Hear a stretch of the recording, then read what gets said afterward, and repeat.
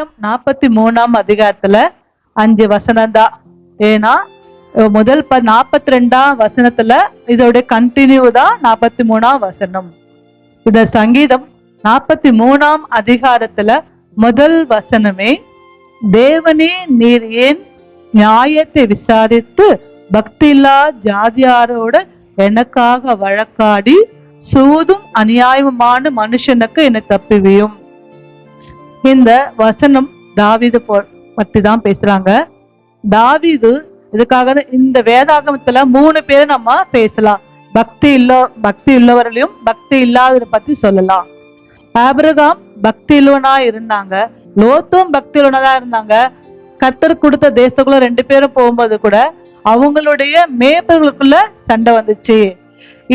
இந்த இடம் நல்லா செழிப்பா இருக்கு, இந்த இடம் செழிப்பான சண்டை போட்டாங்க. அப்ப ஆபிரகாம் சொன்னாங்க லோத்தை பார்த்து, உங்களுக்கு எந்த தேசம் பிடிக்குதோ நீங்க அந்த இடத்துக்கு போங்க, கிழக்கு போனா கிழக்கு போங்க, நான் மேற்கு போக சொல்லிட்டு எந்த லோத்து கூட எந்த ஒரு ஆர்குமெண்ட் பண்ணல. ஏன்னா கர்த்தரோட ஆபிரகாம் இருக்காரு. லோத்தும் உணர்ந்தாங்க, ஆனா எந்த ஒரு வாக்குவாதம் பண்ணாம அவங்க பாட்டு போனாங்க. அதே மாதிரி யோசிப்பு கூட அவங்க கூட பிறந்தவங்க தான், யாரும் இல்ல, அவங்க கூட பிறந்தவங்கள அவங்களோட இவங்கள கொல்லணும்னு சொல்லிட்டு வகை தேடினாங்க. எந்த ஒரு ஆபத்துல மாட்டு விடலாம் வகை தேடினாங்க. ஆனாலும் யோசிப்போட கர்த்தர் இருந்தாரு, அவங்க அண்ணங்களோட வழக்காடினாரு. நம்ம கூட எந்த ஒரு பிரச்சனை வந்தா கூட கர்த்தர்கிட்ட ஒப்பு கொடுப்போம். நம்ம குடும்பத்தாரு கூட ஒவ்வொருத்தவங்களும் பக்தி இருக்காது. நம்ம ஆண்டவர் பத்தி நீங்க ஆலயத்துக்குள்ள போறீங்கல்ல, உங்களுக்குள்ள என்ன நடந்தெல்லாம் கேள்வி கேட்பாங்க. ஆனாலும் நம்ம அவங்க கிட்ட ஆண்டவர் பத்தி சொல்லாம அவர் வழக்காடட்டும், நம்ம பொறுமையா இருப்போம். நமக்குள்ள நம்ம இருக்கிற தேவன் என்னைக்குமே பெரியவரா இருக்கார்.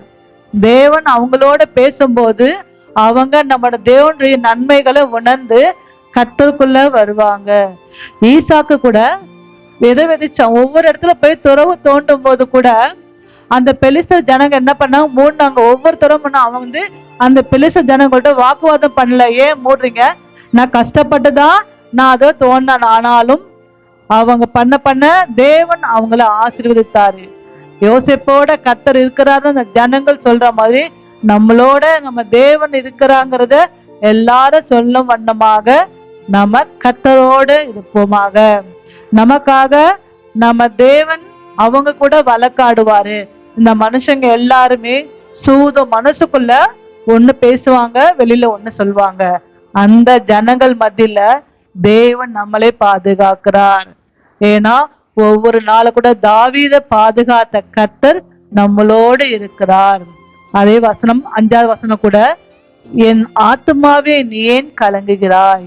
42வது வசனத்துல கூட கடைசி வசனம் இதே வசனம் தான். தாவீது தனக்குள்ளேயே, ஏன் ஆத்துமா நீ எனக்குள்ள கலங்குகிறாய், எதுக்காக நீ சஞ்சலப்படுற. ஏன்னா நமக்குள்ள நம்ம இருதயத்துக்குள்ள தேவன் வாசமா இருக்கும் போது நமக்குள்ள எந்த ஒரு சங்கடம் வராது. ஆனாலும் வருத்தம் பாரம் எல்லாம் தாவீதுக்குள்ள வாழ்க்கையில எல்லாம் இருந்தது. ஏன்னா சத்ருவினால் ஒவ்வொரு நாளும் ஒடுக்கப்படும் போது அவன் மனசு ஒவ்வொரு நாளும் தேவனுக்குள்ள காத்திருக்க கர்த்தர் அந்த மனசுல இருக்கிற சஞ்சங்களை மாற்றினார். நமக்கு ரட்சிப்பு தேவனால் மட்டும்தான் வரும். நம்ம ஒவ்வொருவரும் தேவனுக்காக காத்திருந்து கர்த்தரை இன்னும் தேடும் போது அவருடைய சமூகத்துல அவருடைய ஆலயத்துல நம்மளுடைய விண்ணப்பங்கள் பாரங்கள் எல்லாமே சொல்லும் போது கர்த்தர் நம்ம பாரங்களை மாற்றுவார். இக்கட்டான சூழ்நிலை விடுவிக்கிறவர் நம்மோடு இருக்கிறார்.